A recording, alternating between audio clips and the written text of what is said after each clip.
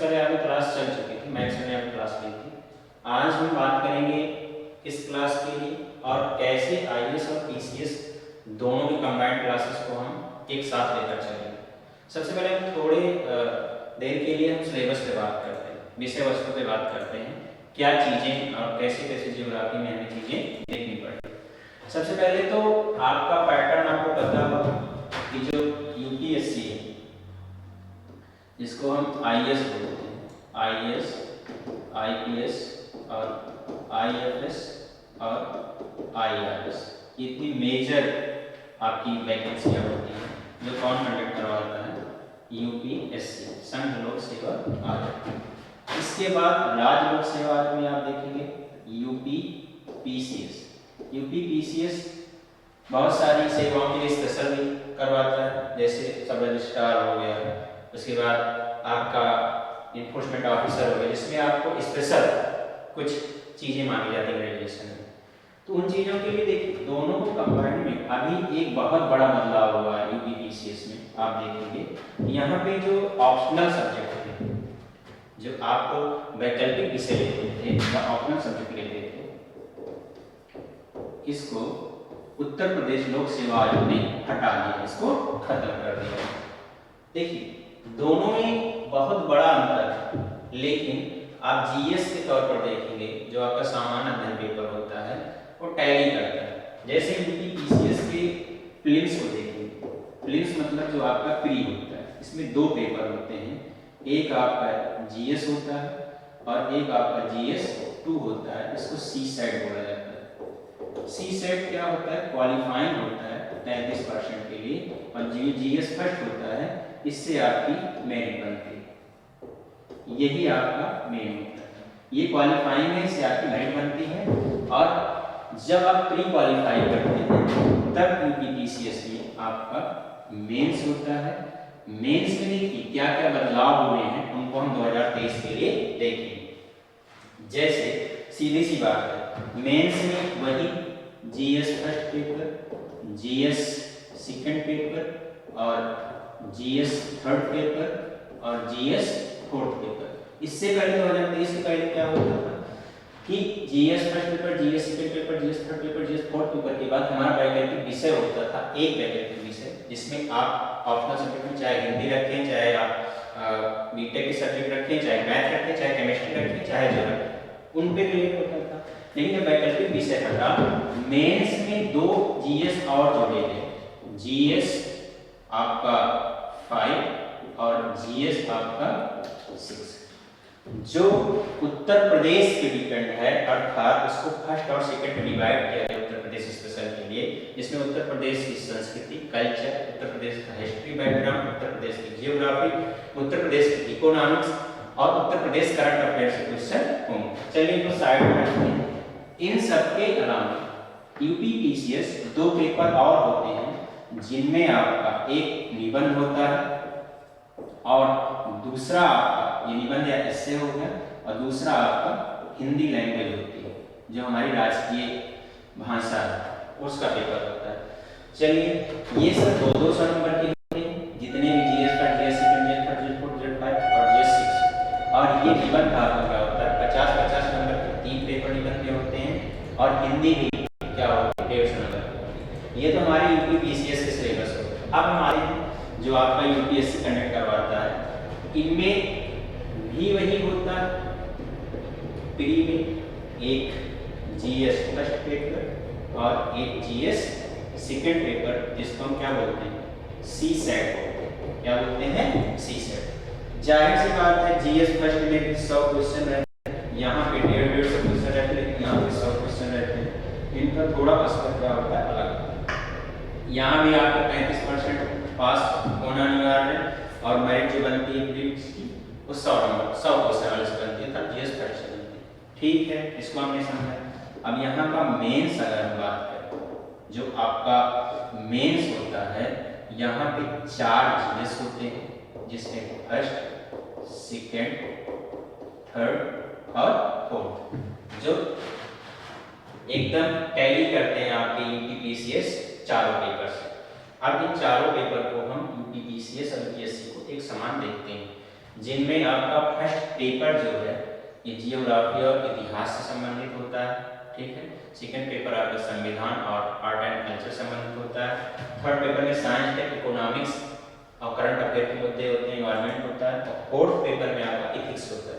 Same यही आपका UPPCS में भी देखने को मिलता है चार्ट। वहां पे यूपीपीसीएस में भारी बदलाव हुआ 2023 में। इस साल इन्होंने क्या कर दिया कि वैकल्पिक विषय को हटाकर दो पेपर जोड़े हैं जो उत्तर प्रदेश को केंद्र बनाकर जोड़े गए हैं। कहने का मतलब उत्तर प्रदेश का कल्चर, उत्तर प्रदेश का आर्ट एंड, उत्तर प्रदेश की इकोनॉमिक्स, उत्तर प्रदेश का जियोग्राफी, उत्तर प्रदेश का तुम्हारा करंट अफेयर और उत्तर प्रदेश से संबंधित जितने भी मुद्दे आएंगे वो आपके जो दो पेपर जोड़े गए हैं उनमें शामिल किया गया। इसका सिलेबस उन्होंने अपने साइट पर डाल दिया। अब कहां से टैली हो सकता है यूपीएससी और यूपीपीसीएस को देखते हैं। मेंस आपका प्रीलिम्स हो गया, मेंस हो गया, मैं जीरो से बता रहा हूं, प्री हो गया, मेंस हो गया, उसके बाद आपका इंटरव्यू होता है। देखिए यहाँ पे जो नंबर ओवरऑल टोटल नंबर है यहाँ पे 250 नंबर के होते हैं, 250 नंबर के यहाँ होते हैं। और वहाँ पे क्या होता है 200 नंबर के होते हैं। नंबर में डिफरेंस है। और इंटरव्यू क्या है, यहाँ पे 275 का इंटरव्यू होता है और यहाँ पे 100 नंबर का होता है। ये तो हमारे सिलेबस की बात है। हम आप लोगों को जियोग्राफी पढ़ाने के लिए आए हैं, तो जियोग्राफी के सिलेबस को हम अभी अच्छे से डिफाइन करते हैं और उसको हम बताते हैं क्या कैसे जियोग्राफी मेंस में काम देगा। या आप यूपीएससी के लिए अभी यूपीएससी ने वैकल्पिक सब्जेक्ट को नहीं हटाया, मतलब ऑप्शनल सब्जेक्ट को नहीं हटाया, तो कैसे यूपीएससी में हम जियोग्राफी से अच्छा स्कोर कर सकते हैं ऑप्शनल लेकर, और किस तरह से हम दोनों को साथ लेकर चल सकते हैं यूपीएससी और यूपीपीसीएस को। तो थोड़ा उस पर जियोग्राफी पे हम चर्चा करते हैं। इसको मिटा देते हैं। जैसे अब आपको बेहतर तरीके से सिलेबस में पता हो गया होगा, 3 चरणों में आपका पेपर होता है, वनडे एग्जाम नहीं है ये। यहाँ पे हम बात करते हैं जियोग्राफी की या भूगोल, जियोग्राफी या भूगोल। देखिए भूगोल दोनों जगह, वो चाहे आपकी यूपीएससी हो और चाहे आपका यूपीपीसीएस हो, ये दोनों जगह काम देता है। पहले क्या था, जब यूपीपीसीएस में ऑप्शनल रखा गया था तो जियोग्राफी लोग रखते थे और उसका अच्छा वेटेज मिलता था। और यूपीएससी अभी भी ऑप्शनल सब्जेक्ट को नहीं हटाई है, तो यहाँ पे आप जो मेंस में ऑप्शनल सब्जेक्ट होता है वहां पे आप इसको भूगोल को रख सकते हैं। और किस तरह से, और वैसे जियोग्राफी क्या करती है आपकी प्रीलिम्स में तो है ही है और मेंस के जीएस फर्स्ट पेपर में जियोग्राफी को रखा गया। देखिए जियोग्राफी का वेटेज क्या है, क्यों ज्यादा है, ये भी चर्चा करते हैं।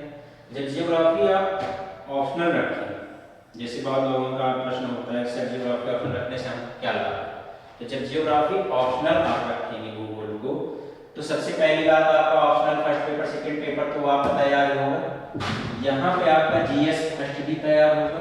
और प्रीलिम्स में जो क्वेश्चन आते हैं वो हर वर्ष मतलब हर साल जितनी भी वैकेंसी आती है पीसीएस और आईएएस में, उसके अकॉर्डिंग 20 से 25 क्वेश्चन आपको जियोग्राफी से मिलते हैं, तो चाहे इंडियन जियोग्राफी हो और चाहे वर्ल्ड जियोग्राफी हो।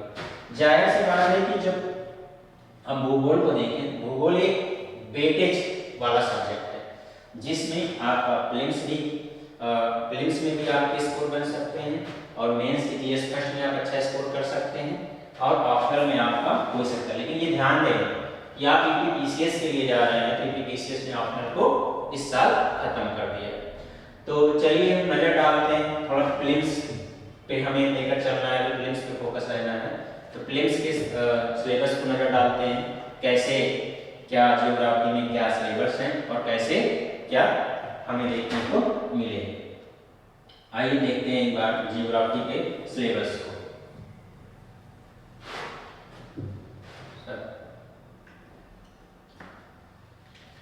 चलिए पीपीटी फॉर्म में उसको हम डिस्कस कर लेते हैं, क्या हमको देखने को मिलता है।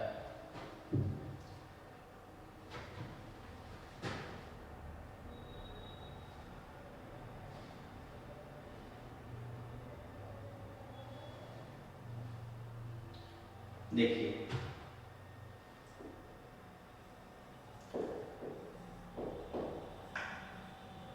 जियोग्राफी के हम सिलेबस की बात करेंगे, वो भी प्लेन्स की। ठीक है, सबसे पहले आपको वर्ड पढ़ना पड़ेगा और दूसरा आपका है इंडियन जियोग्राफी। अब वर्ड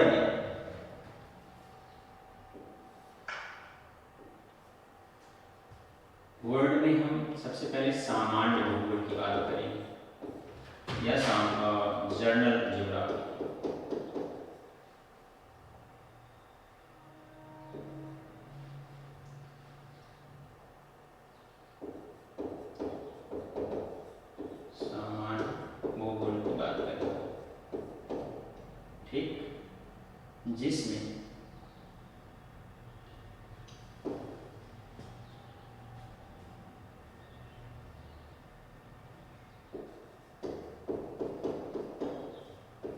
जिसमें देखिए, इसमें सबसे पहला चैप्टर हमें यूनिवर्स को पढ़ना है, अर्थात ब्रह्मांड को पढ़ना है। यूनिवर्स या ब्रह्मांड, ठीक है, ये चीजें हो गई। दूसरा आपका आता है फिजिकल जियोग्राफी।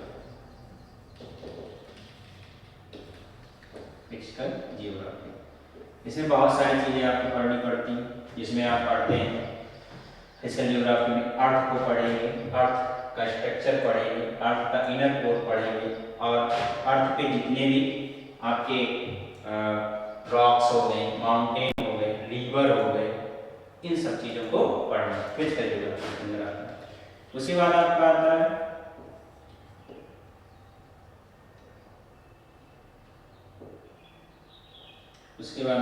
है ओशनियोग्राफी।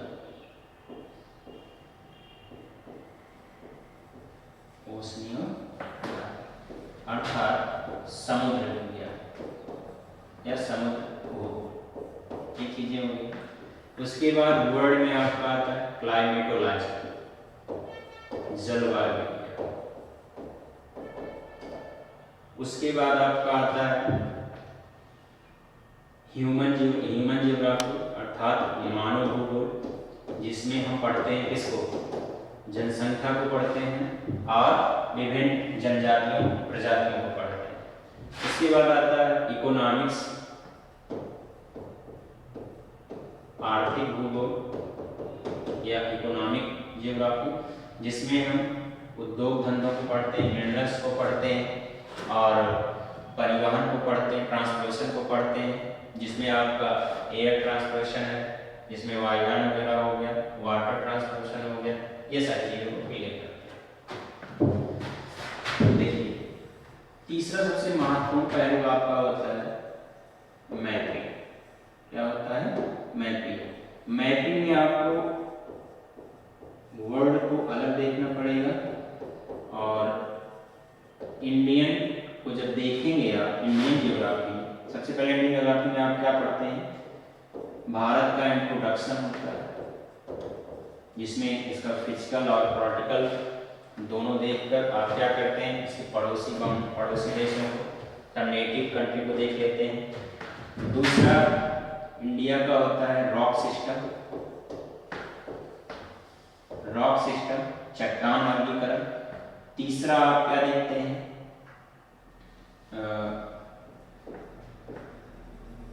फिजिकल स्ट्रक्चर, जिसमें आप हिमालय वगैरह को पढ़ते हैं।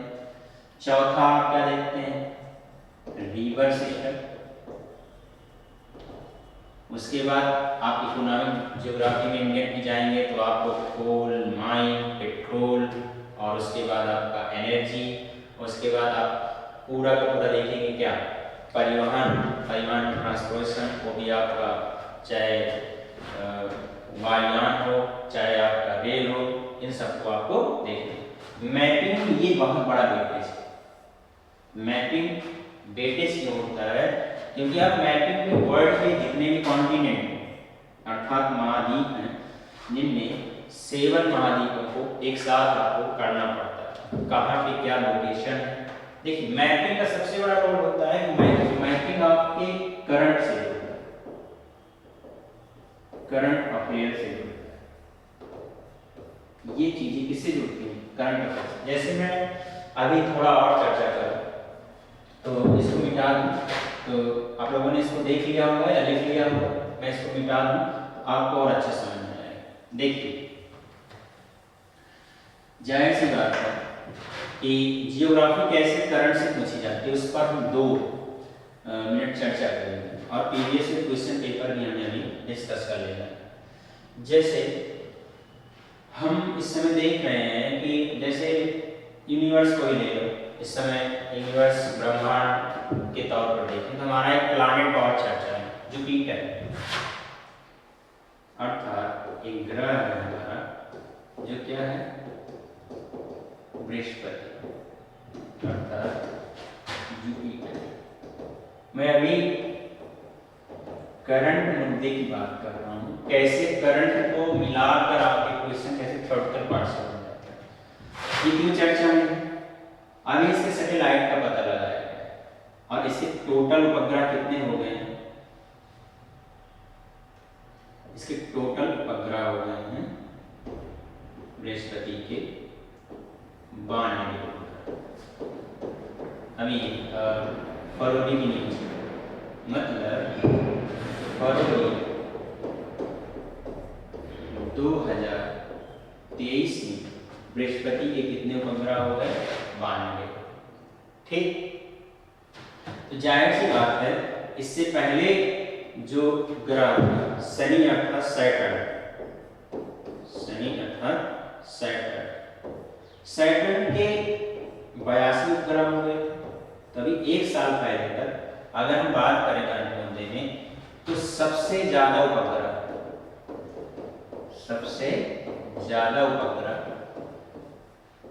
किसके थे? शनि के। लेकिन डाटा चेंज हुए कि नहीं चेंज हुए? डाटा चेंज हुए। फरवरी 2023 में जब नए उपग्रह की खोज हुई, नए सैटेलाइट की खोज हुई, किसके लिए? जुपिटर या बृहस्पति के लिए। अब टोटल कितने हो गए?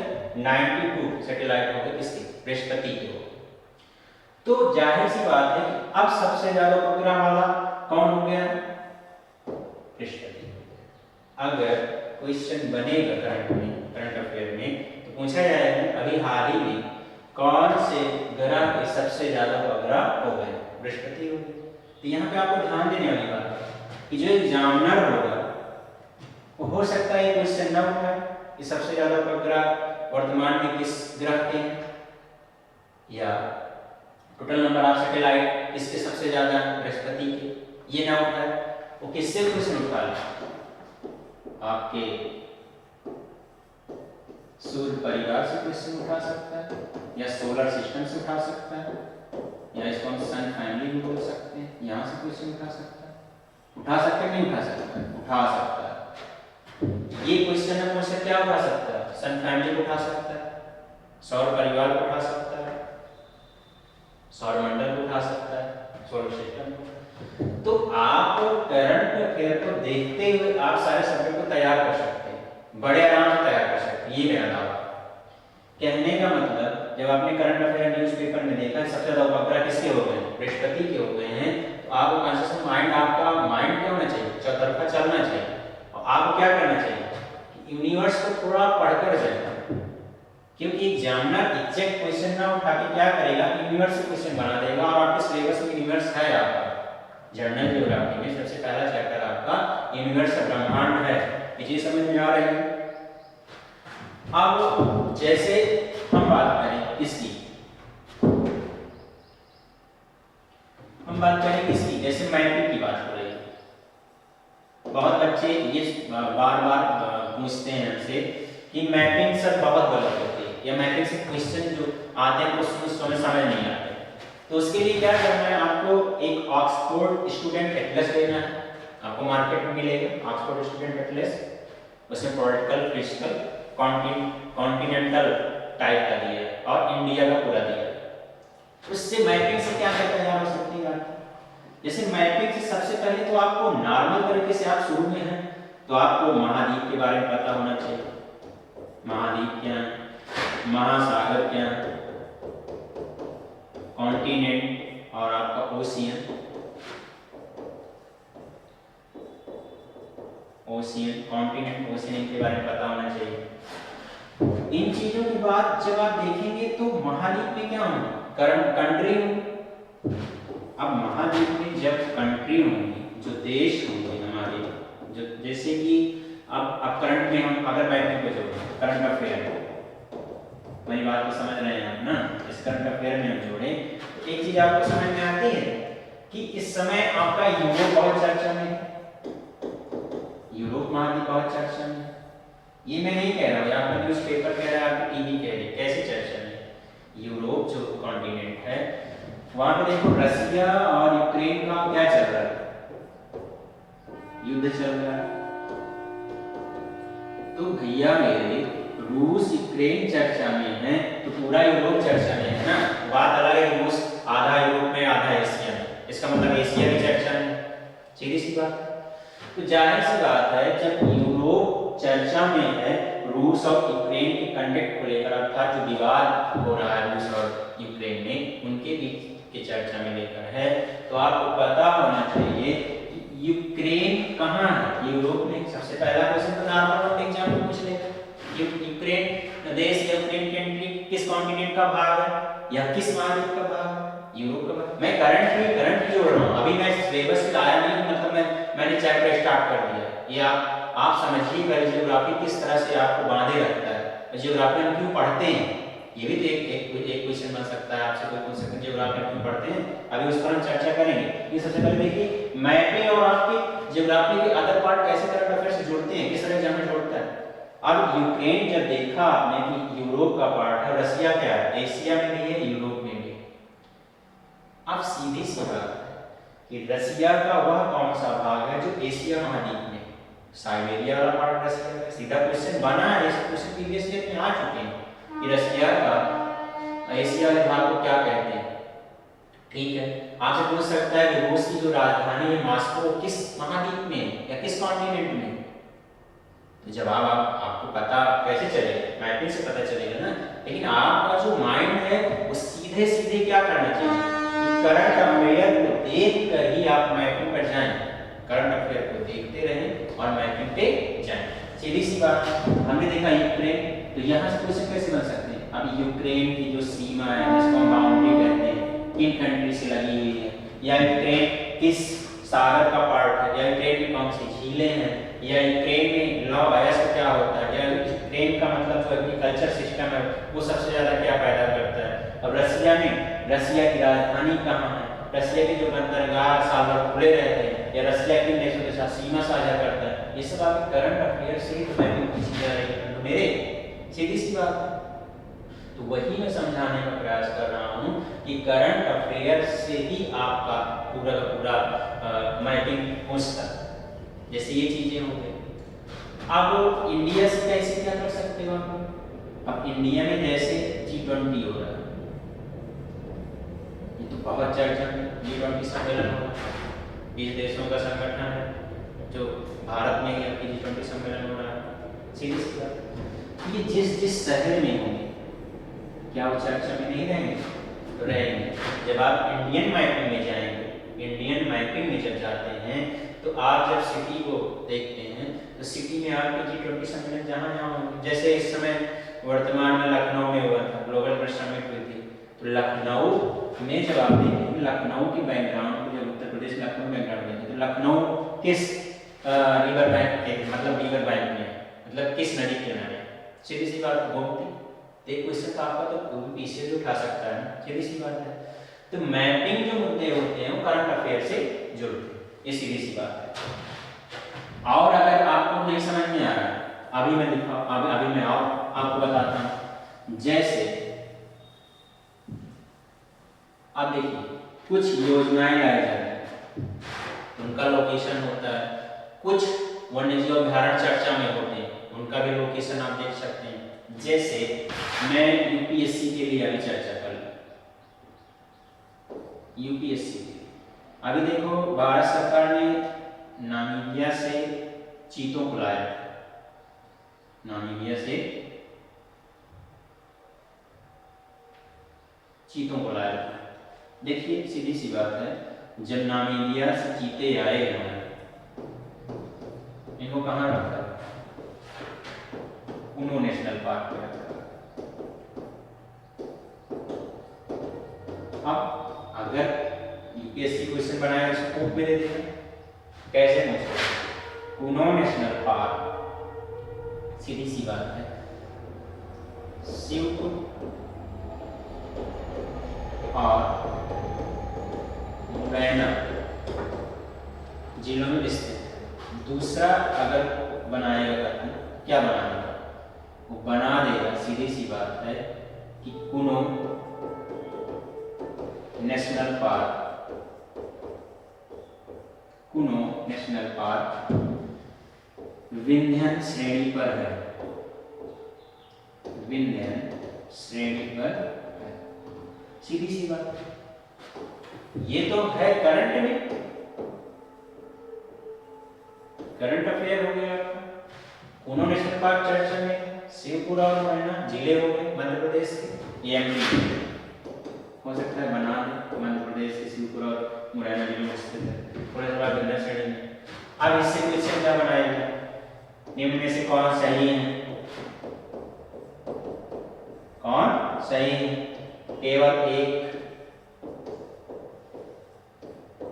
केवल दो, ये ऑप्शन ए हो गया, ये ऑप्शन बी हो गया।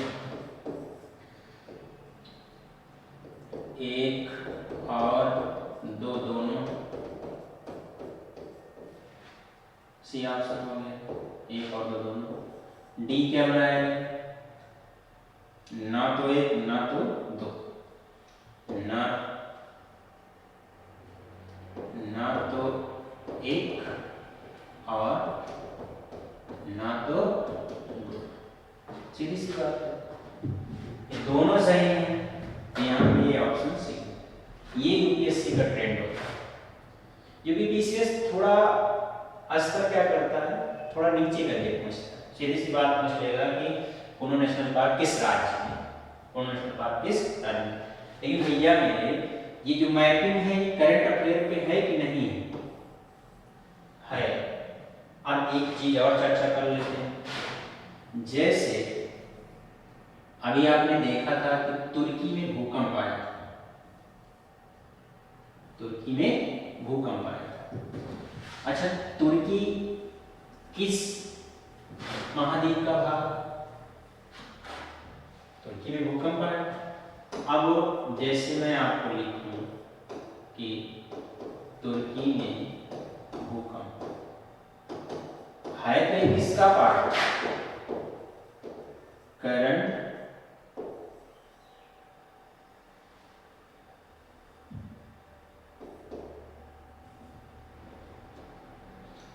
अफेयर का पार्ट,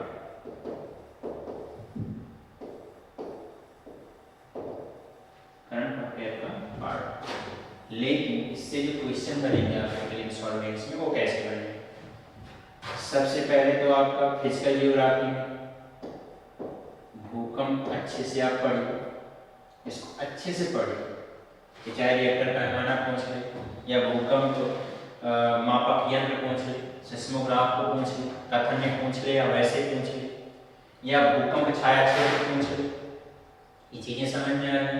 रिएक्टर पैमाना हो गया, मार्केली स्केल हो गया, ये आपको पढ़ना है। और भूकंप तरंगों के बारे में पूछ ले, चाहे पी के बारे में पूछ ले, चाहे एस के बारे में पूछ ले, चाहे एल के बारे में, अभी आगे मैं पढ़ाऊंगा। लेकिन जब तुर्की में भूकंप आया है तो करंट अफेयर में हमने देखा तुर्की में अचानक भूकंप आया, लेकिन जियोग्राफी कैसे जोड़ेगा? भूकंप को जोड़ दिया, भूकंप में जितने भी आपकी तरंगे हैं उनको जोड़ दिया, और भूकंप के बाद सीधी सी बात है मैपिंग घुस जाएगी।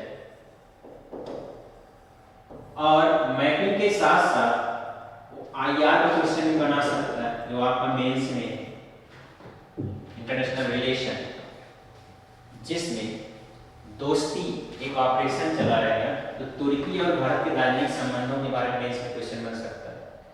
मैपिंग में क्या है? तुर्की के पर्वत माउंटेन इंपॉर्टेंट हो जाते हैं, तुर्की के मरुस्थल वाले पार्ट इंपॉर्टेंट हो जाते हैं, तुर्की के प्रायद्वीप वाले पार्ट इंपॉर्टेंट हो जाते हैं, और तुर्की किस महाद्वीप में है ये भी कहाँ है, यूरोप में है और एशिया। तो अगर आपको प्रीलिम्स क्रैक करना है या प्रीलिम्स में अपना स्थान सुनिश्चित करना है, मेंस आपको लिखना है या फॉर्मेट में आपको जगह बनानी है, तो आपको जियोग्राफी मैपिंग और जियोग्राफी की जो थोड़ी बहुत कैसे जियोग्राफी थ्योरी वाले पार्ट हैं उनको आप करंट अफेयर से टैली करते रहे। जैसे अभी एक फ्रेडी तूफान आया, तो करंट अफेयर में चक्रवात हमेशा चर्चा में रहते हैं। अभी अमेरिका में कल चक्रवात आया, तो चक्रवात से क्वेश्चन बन सकते हैं, साइक्लोन से क्वेश्चन बन सकते हैं, साइक्लोन के टाइप पूछ सकता है और साइक्लोन को एक अलग तरीके से कथन करके पूछ सकता है। जाहिर सी बात है पूछ सकता है, सीधी सी बात है। अब जैसे करंट अफेयर में चर्चा में रहता है उत्तरी ध्रुव, दक्षिणी ध्रुव, नॉर्थ पोल, साउथ पोल, वो भी आपका थ्योरी वाले क्वेश्चन बन सकते हैं, सीधी सी बात है। चलिए हमने जब इसको, आप जाहिर सी बात है आपको समझ में आ गया कि कैसे करंट अफेयर से आपके क्वेश्चन जियोग्राफी में टैली होते हैं।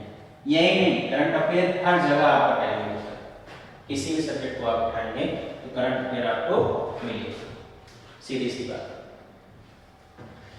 जैसे अभी कुछ लोगों को कंफ्यूजन होगी कि कैसे करंट अफेयर कैसे टैली करता है, तो सीधी सी बात है कि जैसे आप देखिए कोई भी देश चर्चा में या कोई भी महाद्वीप चर्चा में, ठीक है, वो आपके उसमें पूछी जाएगी। जैसे ब्राजील हो, ब्राजील चर्चा में किस लिए, अभी यहाँ पे देखो एक पेंटानल रामसर साइट, इसको क्या बोलते हैं, आर्द्रभूमि क्षेत्र बोलते हैं। पेंटानल रामसर साइट सबसे बड़ी वर्ल्ड की बिगेस्ट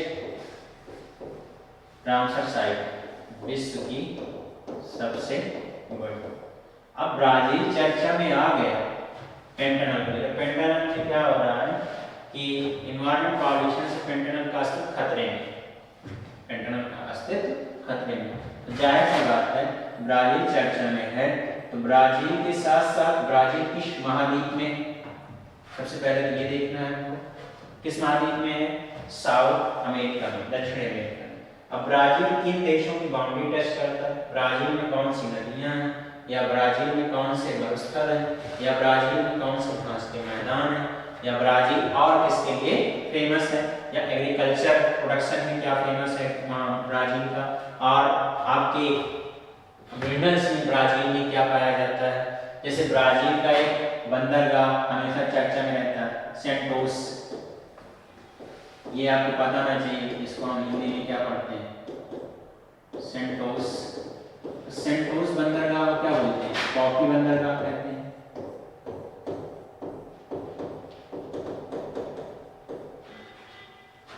कॉफी बंदरगाह कहते हैं। कॉफी बंदरगाह, वहां से कॉफी का निर्यात और आयात होता है, सीधी सी बात है। तो आपको बेहतर तरीके से ये समझ में आ गया होगा कि करंट अफेयर कैसे जियोग्राफी के साथ अटैच हुआ है या जुड़ा हुआ है, सीधी सी बात है। तो आज हमने चर्चा की पूरे जियोग्राफी सिलेबस के बारे में, और जियोग्राफी को हमने करंट अफेयर से जाना, किस तरह से करंट अफेयर से टैली होता है और किस तरह से करंट अफेयर जियोग्राफी को बांधे रखता है, और कहाँ से पढ़कर हम जियोग्राफी के थ्योरेटिकल पार्ट हल कर सकते हैं, मैपिंग पार्ट हल कर सकते हैं। ये सारी चीजें आपको आज समझ में आई। अब एक अंतिम क्वेश्चन है जो बहुत सारे बच्चे हमसे बार-बार पूछते हैं, या आपको पूछना चाहिए कि हम जियोग्राफी क्यों पढ़ें, जियोग्राफी का कहाँ रोल होता है प्रशासनिक सेवा या किसी भी वनडे एग्जाम में जियोग्राफी का रोल कहाँ है। तो जाहिर सी बात है जो यूपीएससी पेपर कंडक्ट करवा रही है तो आपसे जियोग्राफी में इसलिए नॉलेज रखती है कि आप आगे डिस्ट्रिक्ट मजिस्ट्रेट बनकर जाएं या आईपीएस बनकर जाएं या एसपी बनकर जाएं, तो किसी भी क्षेत्र में आ जा सकते हैं। इंडियन जियोग्राफी में आप उत्तर पूर्व नॉर्थ ईस्ट में जा सकते हैं, नागालैंड, मेघालय, असम, मणिपुर, तो वहाँ के लोकेशन को आप जानते हैं, वहाँ के एग्रीकल्चर प्रोडक्शन के बारे में आपको जानते हैं, जिससे अधिकतम योजनाओं क्या हो सकता है, एम्प्लीफिकेशन हो सके, उनका उपयोग किया जा सके। और यूपी में आप सरकारी अफसर बनते हैं, एसडीएम वगैरह बनते हैं। यूपी की लोकेशन आपको पता चाहिए। अब आपको एसडीएम बना दिया, आपको बुंदेलखंड में भेज दिया गया। अब बुंदेलखंड की आप स्ट्रक्चर पता नहीं है, बुंदेलखंड जियोग्राफिक स्ट्रक्चर क्या है, वहाँ पे सूखा क्यों पड़ता है, तो कौन सी योजना आप एप्लीकेशन करेंगे। इसीलिए जियोग्राफी रखा गया है पाठ्यक्रम में और जियोग्राफी को पढ़ना पड़ता है, जाहिर सी बात। ठीक है, इसी के साथ आज की क्लास जो है यही खत्म होती है। कल की जो क्लास रहेगी आपकी वो जियोग्राफी का पहला पार्ट है, जिसको हम सामान्य भूगोल कहते हैं। सामान्य भूगोल में आप देखेंगे यूनिवर्स को, अर्थात यूनिवर्स जो चर्चा में था जुपिटर ग्रह को लेकर, इसका फॉर्मेशन कैसे हुआ है या ब्रह्मांड क्या है और यूनिवर्स में कौन कौन से ऑब्जेक्ट होते हैं, वो चाहे गैलेक्सी हो, चाहे नेबुला हो, चाहे स्टार फॉर्मेशन हो, या सन के बारे में जानेंगे और प्लैनेट के बारे में जानेंगे। ये सारी चीज़ें हम कल देखेंगे। धन्यवाद। इसी के साथ आज की क्लास समाप्त होती है।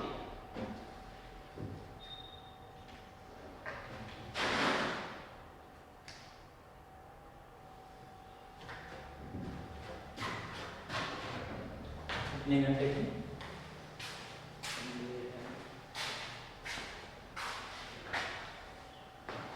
36 मिनट। अच्छा,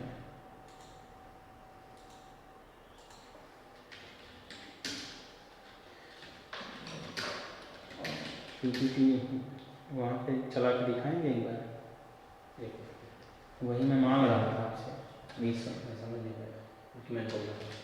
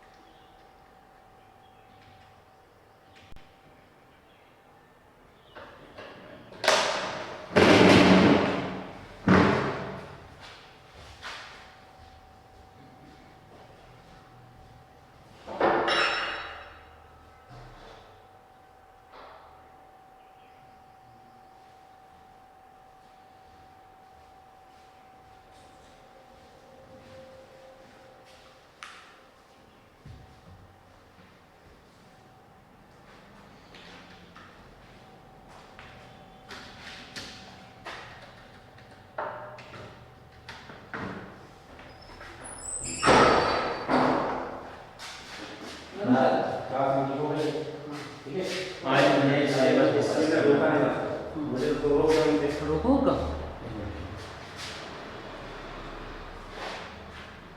15 का तो तुरंत